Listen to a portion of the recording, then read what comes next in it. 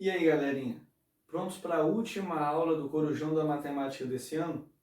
Então, essa aula aqui é uma aula de revisão para a prova final, voltada para os alunos do terceiro ano do ensino médio.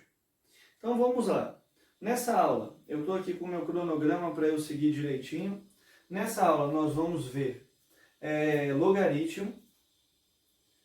Nós vamos ver, além do logaritmo, nós vamos ver porcentagens, matemática financeira, formação de matriz, determinante e alguma coisinha de análise combinatória.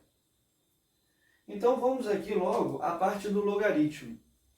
O que é importante no logaritmo para eu resolver? O logaritmo, gente, ele é isso aqui, ó. Log da base para o resultado. Tradicionalmente, o logaritmo ele vem escrito desse jeito. Obviamente que aqui não é B e aqui não é R, serão números. Poderão até ser letras se eu quiser fazer alguma equação. Mas ele vem nessa formulação, onde eu quero achar o resultado desse logaritmo.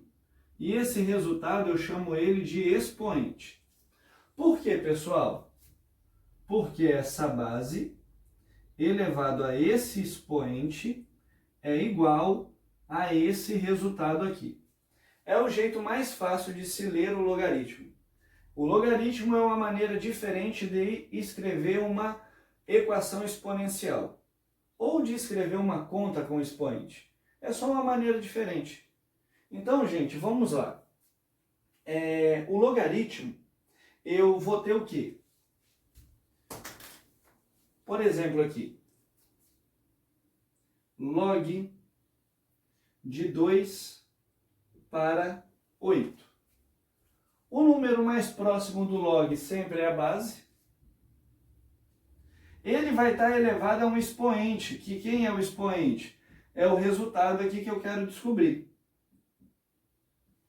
E o resultado dessa elevação é esse número aqui maior, que vem logo depois da base. Então, 2 elevado a um número qualquer, que eu não sei quem é igual a 8. É isso que está querendo dizer aqui, ó. Log de 2 para 8 é 2 elevado a um número qualquer, é igual a 8. E eu quero descobrir esse número qualquer. Como eu vou fazer isso, gente? Eu vou sempre simplificar, eu vou fatorar aquele número que não é primo.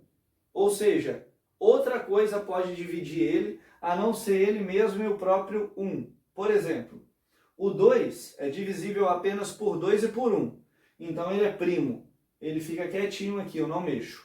O 8, ele pode ser dividido pelo 2, pelo 1, pelo 4 e pelo próprio 8. Então ele pode ser dividido por mais números, a não ser ele próprio e o 1. Então isso quer dizer que eu vou ter que fazer o quê? Fatorar esse 8. Então, gente, ó, o 8 fatorado, sempre dividindo pelo menor número possível, 2, 8 por 2 dá 4, 4 dá por 2 de novo, dá 2, 2 dá por 2 de novo é 1. Esse 2 apareceu 3 vezes, então é 2 elevado a 3. Olha o que eu tenho aqui. 2 elevado ao expoente que eu quero achar é igual a 2 elevado a 3. Se as bases são iguais, eu posso cortar. O meu expoente, então, que é aquilo que eu queria achar, é 3. E a conta, gente, acabou. Log de 2 para 8 é igual a 3. Só isso que vocês precisam saber. Tirando isso, é tudo conta tradicional que vocês estão acostumados a fazer. Fazer uma aqui rapidinho, por exemplo. Log de 2 para 1/8. Que é a mesma coisa que nós fizemos antes. Então, 2 elevado ao expoente é igual a 1/8. Aqui é um número inteiro, aqui é uma fração. Quando eu quero resolver logaritmo, o bom é que eu não deixo nenhuma fração. Logo, isso aqui eu vou inverter. Quando eu inverto, o expoente, que como eu não tinha nada, ó, não tem expoente nenhum. O expoente imaginário é o número 1. Então, esse expoente, ele vai ser invertido. Ó. O 1 vai para baixo e o 8 para cima. Esse expoente que era 1 positivo, fica 1 negativo. E o número 1 que foi para baixo, eu não preciso dele. O resto é igual a gente fez antes. Ó. 2 elevado a E é igual a 2 elevado a 3.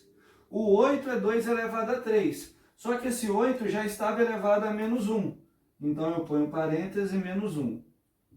Multiplicação de potência potência de potência, quando eu tenho dois expoentes, um dentro e um fora do parênteses, é só eu multiplicar os números. Então 2 elevado a E é igual a 2 elevado a menos 3.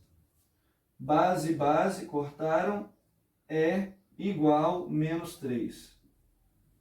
Logo, log de 2 para 1 oitavo é menos 3. E só isso. Então, de logaritmo, vocês têm que ter essas noções.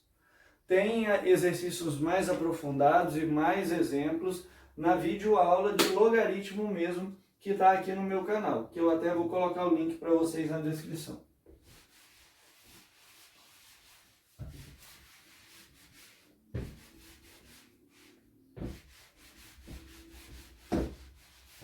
Além de o que fazer com o logaritmo, é bom que você saiba as propriedades do logaritmo. Eu vou aqui relembrar uma para vocês, que é a propriedade da multiplicação. O log de 2 para 32, por exemplo, sem parar. Log de 2 para 32. Ele pode ser escrito assim, ó. Log de 2 para 4 vezes 8. 4 vezes 8 é 32. Quando isso ocorre, eu posso usar a seguinte propriedade. Log da base para o primeiro número mais log da base para o segundo número. Eu sei que isso é a base, eu sei que isso é o resultado e eu sei que isso vai dar 5. Por quê? 2 elevado a 5 é 32. 2 para 4. 2 elevado a x igual a 4. Qual número que é elevado a 2 dá 4? É o próprio 2. Não precisa nem de fatorar. 2 elevado a x é igual a 8. Qual número elevado a 2 é igual a 8? 2 vezes 2, 4, vezes 2, 8. É o 3. Log de 2 para 4 é 2. Log de 2 para 8 é 3. 2 mais 3, 5. Propriedade. Ela é usada muito quando o autor pede ou quando o número que eu vou fatorar é muito grande.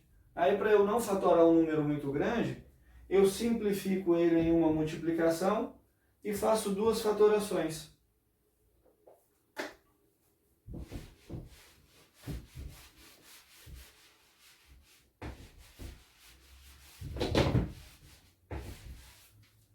De logaritmo, gente, vocês só precisam de saber isso. E lógico, aprofundar o conhecimento assistindo as outras videoaulas, dando uma estudada na apostila de vocês, refazendo alguns exercícios, mas a princípio é isso aqui que vocês vão ter que saber de logaritmo. Seguindo aqui, gente, nós temos matemática financeira. Matemática financeira. Matemática financeira eu tenho juros simples, que a fórmula vai ser J igual CIT. Juros capital, taxa e tempo. E eu tenho juros composto, que a fórmula vai ser M igual C vezes 1 mais I elevado a T. Montante, capital, taxa e tempo. Qual é a diferença entre montante e juros? Juros, gente, é só o valor que eu pago a mais. Por exemplo, compro esse pincel a R$10, vou pagar ele em 2 vezes. Se eu não pagasse juros, seriam 2 de 5. Só que aí o vendedor me fala, ó, em 2 vezes dá 2 de R$6. 6 mais 6, 12. Ou seja, eu paguei R$2 de juros. O montante é o R$12. Seria o 10 do preço à vista, mais o 2 de juros que eu paguei. Então, o montante é o total que eu pago. Juros é só o excedente. Algo muito importante. Eu vou até falar vou falar de um pincel, não, vou falar de um videogame. Eu vou comprar um videogame que custa à vista R$1.000. Então, gente, o valor à vista, aquele valor ali que eu vou ter na hora, que está na minha mão, ele é capital, sempre. Se eu for pegar um empréstimo, o valor do empréstimo é o capital. Se eu for comprar o carro, o valor à vista do carro é o capital. Se eu vou comprar esse pincel, o valor à vista desse pincel é o capital. Vou vender um videogame por R$1.000. O valor à vista do videogame, que é R$1.000, é o capital. Então, o capital é 1.000. Quem vai me pagar? Vai me pagar isso em 3 vezes. E falou que vai me pagar uma taxa de juros de 2% ao mês. A pessoa vai me pagar em 3 meses. Isso é muito importante. A taxa tem sempre que estar na mesma unidade do tempo. Sempre deem prioridade para igualar o tempo à taxa e não a taxa ao tempo. Vamos supor que o tempo tivesse em ano, 3 anos, e a taxa tivesse ao mês. 3 vezes 12, 36 meses. Aí eu igualaria o tempo à taxa. Nunca o contrário. Uma coisa muito importante, depois, primeiro eu interpreto capital, tempo e taxa. Montante ou juros, caso apareça. Se o autor falar juros simples, você vai usar essa fórmula. Se ele falar juros compostos, você vai usar essa. Então, interpretei. Depois de eu interpretar, eu vou ver se o tempo e a taxa estão na mesma unidade. Percebi que estão. Terceira coisa importante, divido por 100. Sempre a porcentagem vai ser dividida por 100 para eu trabalhar com a dízima, 0,02. Nunca vou trabalhar com a porcentagem, sempre com a dízima. Tendo feito isso, é só jogar na fórmula. Juros é igual a R$1.000 do capital, vezes 0,02 da taxa, vezes 3, que é o tempo. Juros, então, é igual a 3.000, 1.000 vezes 0,02, 1 vezes 2 dá 2, 4 zeros, 2 casas depois da vírgula, diminui só para 2. Então, 1.000 vezes 0,02, 20. Vezes 3, juros é igual a R$60. Então, se eu fosse usar juros simples, quem me comprou o videogame teria que pagar 1.000 à vista mais 60 de juros, teria que pagar 1.060 no total. Se eu fosse usar os juros composto, montante é igual a R$1.000 do capital, vezes 1 mais 0,02 elevado a 3. Muito importante, não eleve separado, soma primeiro. Montante é igual a 1.000 vezes 1,02 elevado a 3. Muito importante, não multiplique antes de elevar. Então, primeiro eu vou somar para tirar o parênteses, depois eu faço a elevação. Depois que eu fizer a elevação, eu vou multiplicar isso aqui. Então, o montante é igual a 1.000 vezes 1,008.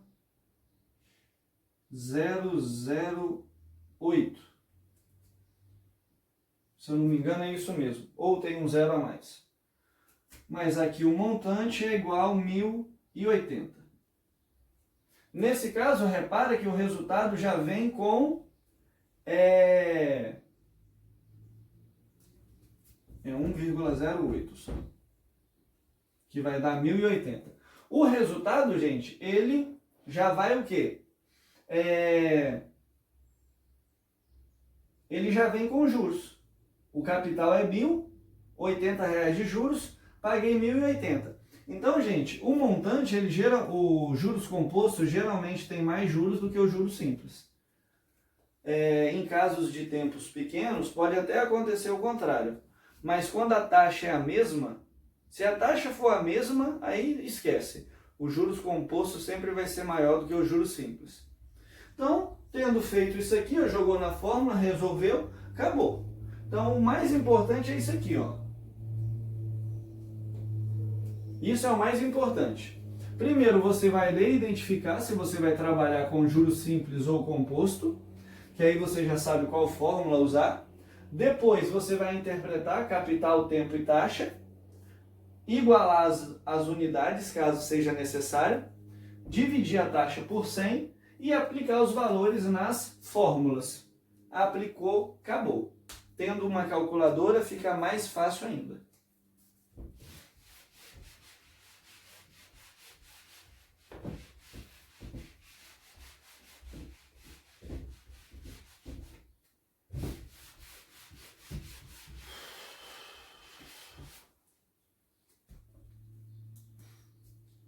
Agora, gente, olha só aqui o que acontece. Vamos falar de porcentagem, que isso é muito importante. Vamos supor que eu comprei essa caneta a R$10 e vendi ela por R$15. Comprei por 10, vendi por 15. Qual é o meu percentual de lucro? O percentual é sempre em cima do valor anterior. Então, eu vou falar que R$10 é 100%. R$15 vai ser X%. Ou, se eu quero percentual de lucro, comprei a 10, vendi a 15, eu tive um lucro de R$5. Eu posso deixar assim também. Se eu não deixar, eu vou mostrar para vocês o que vai acontecer. 100 vezes 15 dá 1.500. 10 vezes x, 10x. X é igual a 1.500 dividido por 10. Cortei 0, cortei 0. X é igual a 150. Esse 100, pessoal, ele é dos 100%. Logo, o meu percentual de lucro é 50%. É só o que veio a mais. Se eu tivesse feito a conta sem o 10, aqui daria 500, 500, 500 dividido por 10, daria 50 de cada. Então, quando eu falo de percentual, você tem que identificar o que o autor está querendo. É percentual em cima de quê? É percentual de lucro em cima do preço de venda? Então, o preço de venda é o valor de 100%, o lucro é X. É o percentual de lucro em cima do preço de compra? É o percentual de aumento em cima do valor anterior? E assim sucessivamente. Então, quando você identifica em cima de que o autor está falando, você identifica quem é 100%. E o restante é só jogar na regra D3. E acabou.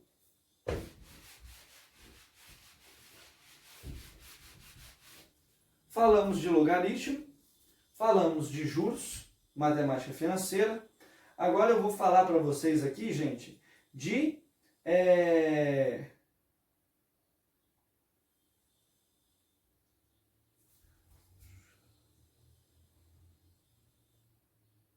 vou falar aqui então de montagem e de determinante, algumas características de matriz. Primeira coisa, vou falar do determinante logo. Determinante de uma matriz 2 por 2. 2, 1, 3, 4. Primeiro, sempre que tiver essas duas barras na vertical, é determinante. A matriz 2 por 2 é só eu multiplicar a diagonal principal que é essa que desce para a direita. Se a matriz é 2 por 2, a diagonal tem que ter dois elementos. Logo, essa aqui. 2 vezes 4, 8. Vou multiplicar a diagonal secundária. 3 vezes 1, 3. Esse 3 é positivo, não é? Logo, ele fica negativo, porque quem volta inverte. 8 menos 3, 5. Determinante de uma matriz 2 por 2. Determinante de uma matriz 3 por 3. 1, 2, 3, menos 1, menos 3, 4, 0, 7, 2. O que eu vou fazer? Pegar as duas primeiras colunas e repetir do lado de fora. 1, 2, menos 1, menos 3, 0, 7. E vou fazer o mesmo esquema da de cima. Depois que eu repetir as duas primeiras colunas do lado de fora, eu vou pegar as diagonais principais. Em uma matriz 3 por 3, eu tenho 3 diagonais principais, que devem ter 3 elementos. Primeira, 1 vezes menos 3, vezes 2, menos 6. Diagonal principal sempre mantém o sinal. 2, 4, 0. 2 vezes 2, 8. 2 vezes 4, 8. Vezes 0, 0. 3 menos 1, 7. Menos 21. Diagonal principal mantém o sinal. Agora eu vou na secundária, que é aquela que volta descendo. 3 menos 3, 0. Menos 0. 1, 4, 7. 28. 28 positivo. Só que ela está voltando, gente. Então, o positivo inverte o sinal, é menos. 2 menos 1, 2. Vai dar menos 4, só que ela está voltando. Mais 4. E agora é só eu somar tudo. Menos 6 mais 0, menos 6. Menos 6 menos 21, menos 27. Menos 27 menos 0, menos 27. Menos 27 menos 28 dá menos 55. Menos 55 mais 4, sinal diferente subtrai, dá menos 51. Só isso. Então, determinante, 2 por 2, uma diagonal, duas diagonais. Subtrair as duas. Determinante 3 por 3. Repita as duas primeiras colunas. Pego 3 diagonal principal, não mudo o sinal. 3 diagonais secundárias, mudando o sinal. Beleza.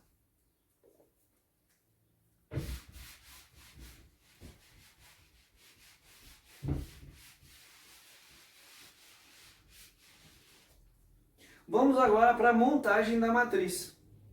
Primeira coisa que a gente tem que saber de montagem da matriz, vamos esquecer a fórmula que o autor vai dar. É você saber o quê? Escrever a matriz genérica. Vamos supor que eu peço para você montar uma matriz 2 por 2. Então ela tem duas colunas e duas linhas. Duas linhas, desculpe, e duas colunas. Duas linhas e duas colunas.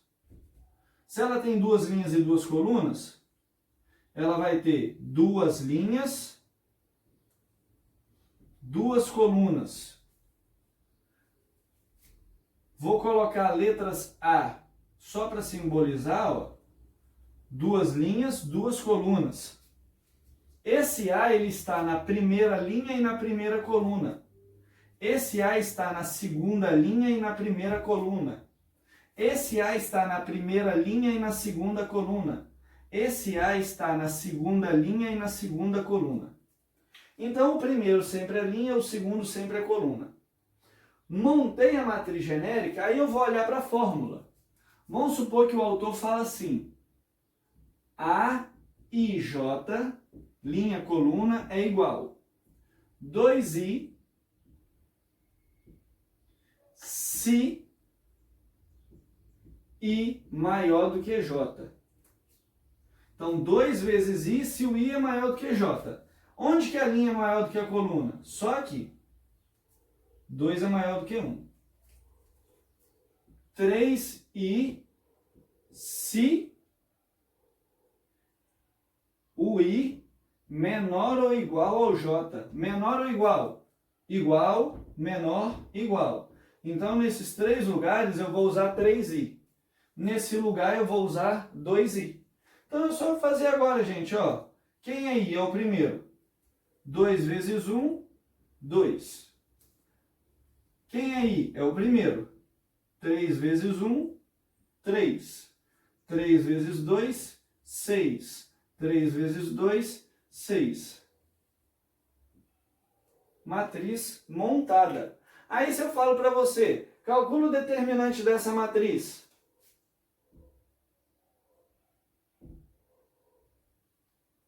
Você escreve ela desse jeito, diagonal principal, 2 vezes 6, 12, mantém o sinal. 3 vezes 6, 18. 18 era positivo, só que inverte, menos 18. 12 menos 18, menos 6.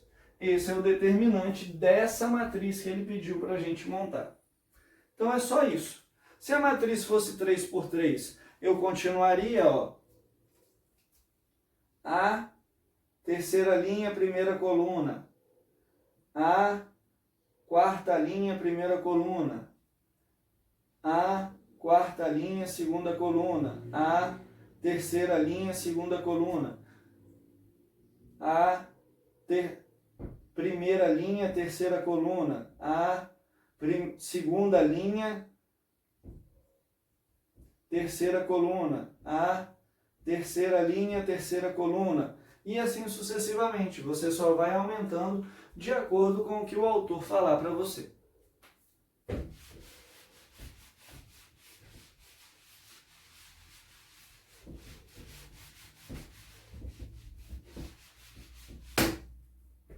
E agora, gente, para terminar, nós vamos falar de análise combinatória. Pelo que vocês perceberam, a gente está falando bem sobre os aspectos básicos. Então, se você se dedicar, se você pegar e estudar direitinho, com certeza você vai fazer uma prova boa. Então, vamos lá, ó. Análise combinatória. Primeiro, tem o princípio multiplicativo, que ele pode aparecer tanto como princípio multiplicativo, tanto como permutação de elementos simples, tanto como de arranjo simples e assim sucessivamente. Como assim, professor? Eu vou tirar uma foto, 4 pessoas vão tirar uma foto, o pai, a mãe e 2 filhos. De quantas maneiras eles podem tirar a foto? Eles vão tirar a foto em linha reta. Aqui, ó, eu posso ter pai, mãe, filho 1 e filho 2. Ou seja, 4 opções. Supondo que eu escolhi o pai para ficar em primeiro. Aqui eu vou ter mãe, filho 1 e filho 2. São 3 opções. Vamos supor que eu escolhi o filho 1 aqui. Aí aqui eu vou ter a mãe e o filho 2. 2 opções. Vamos supor que aqui eu escolhi o filho 2. Por último, eu só vou ter a mãe, uma opção, e foi escolhida. Então, gente, 4 opções para o primeiro, 3 opções para o segundo, 2 opções para o terceiro, uma opção para o quarto. É só eu igualar e multiplicar todo mundo. Por isso que é princípio multiplicativo. 4 vezes 3, 12 vezes 2, vezes 1, 24. Então, essa família de 4 pessoas podem tirar foto de 24 posições diferentes. Vamos falar então, gente, sobre arranjo e sobre combinação.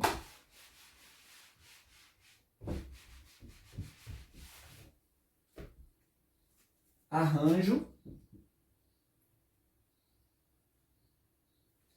vai ser o que, gente? Arranjo de n para p é n fatorial, n menos p fatorial. Quem é n, quem é p? N, pessoal, sempre é o maior número, é o número de elementos. P sempre é o menor número, é o número de posições. Posições.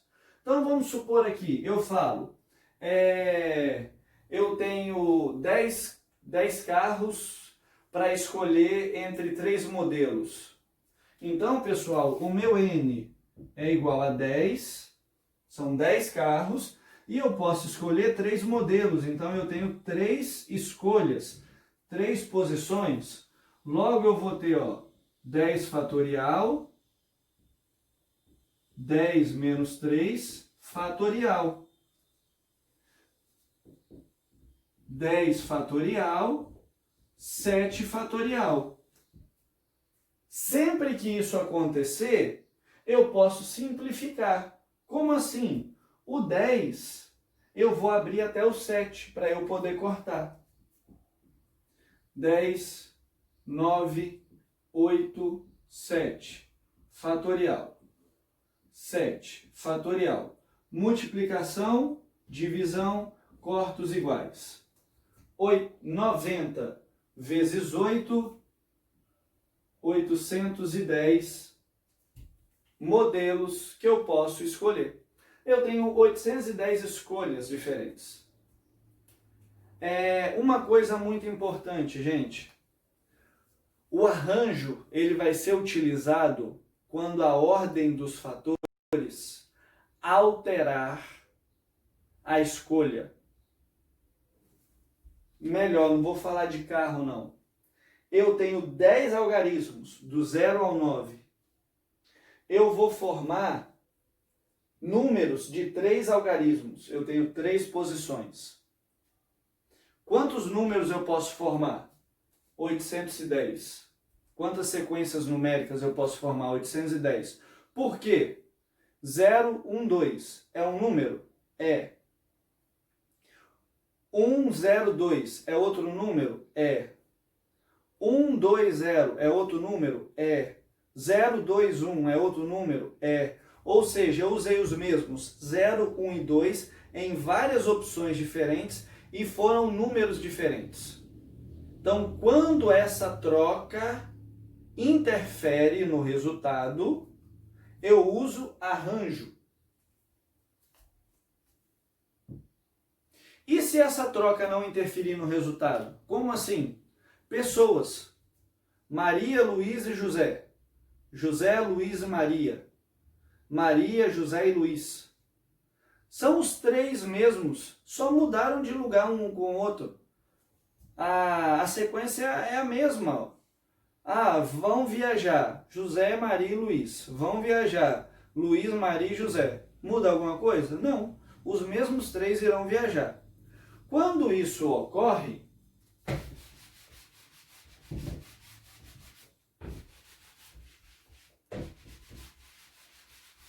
eu vou usar combinação.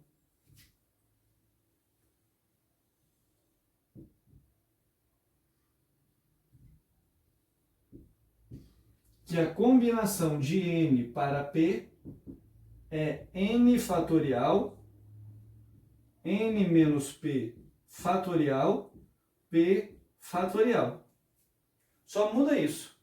Exemplo, eu vai fazer uma viagem, o carro só tem 4 vagas, tem 8 pessoas querendo viajar. Quantas maneiras dessa viagem ser formada tem? N são as 8 pessoas que querem ir, P são os 4 lugares que o carro tem. Logo eu tenho 8 fatorial, 8 menos 4 fatorial, 4 fatorial. 8 fatorial, 4 fatorial vezes 4 fatorial. O 8 vai abrir até o 4. 8, 7, 6, 5, 4, fatorial. Sempre que eu parar antes do 1, eu ponho fatorial. 4 fatorial. O outro 4 eu vou ter que abrir todo. 4, 2, 1. 4, 3, 2, 1. Ó, 4 cortou com 4. 4 vezes 2 cortou com 8. 3 simplifica com 6. 6 por 3 é 2.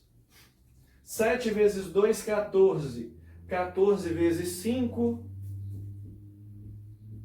70.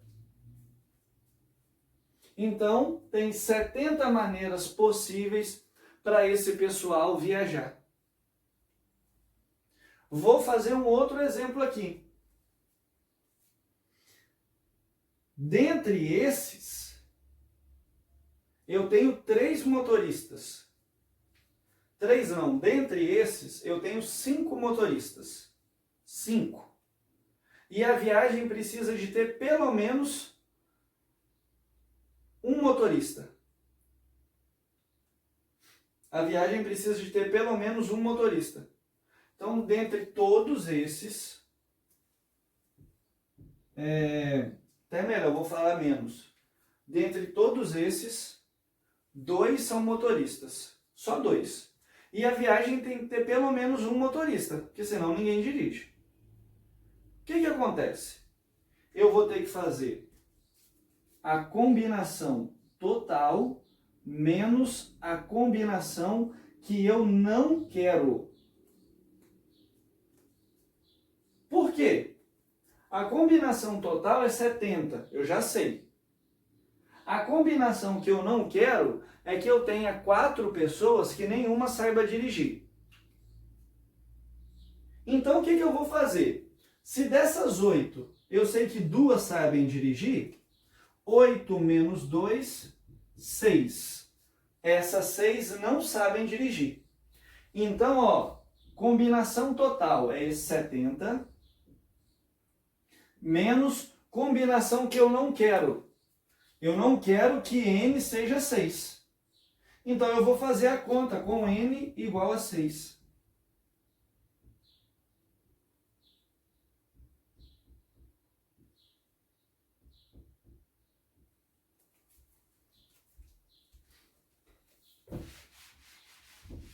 Mesmo esquema, ó, o 6 eu vou abrir até o maior, tá? Vou abrir até o 4, que eu simplifico mais. 6, 5, 4 fatorial. O 2, como eu não vou fazer nada, eu abro ele todo. 4 fatorial. 4 cortou com 4. 6 vezes 5, 30, dividido por 2, 15. Então, gente, eu tenho 15 combinações onde ninguém dirige. Porque, ó, repara, 2 dirigem. Se eu tiro esses 2 dos 8 total, eu vou ficar com 6 que não dirigem. Quando eu faço essa conta com esses 6 que não dirigem, esses 15 são combinações que ninguém dirige. Então eu tenho todas as combinações menos as combinações que ninguém dirige. Logo eu vou ter 55 combinações onde pelo menos um é motorista. Pode ter alguma combinação que os 2 são, que tenha 2 motoristas. Mas vai ter combinação que vai ter uma só. Porém, não vai ter nenhuma combinação sem motorista.